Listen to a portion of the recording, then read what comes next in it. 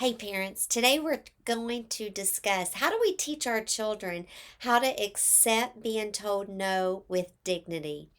You know, None of us like being told no. I don't like it any more than any child likes it because we want what we want.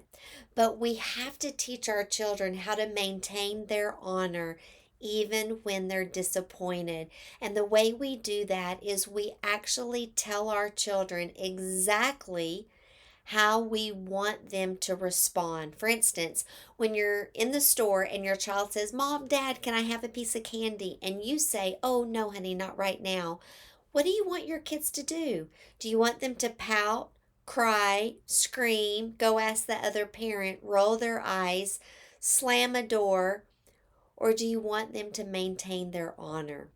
Teach them the way you respond to mom or dad or a teacher, someone in authority saying no is yes, ma'am, or no, sir, or yes, sir, thank you for thinking about it, or yes, mom, or yes, dad, thank you for thinking about it.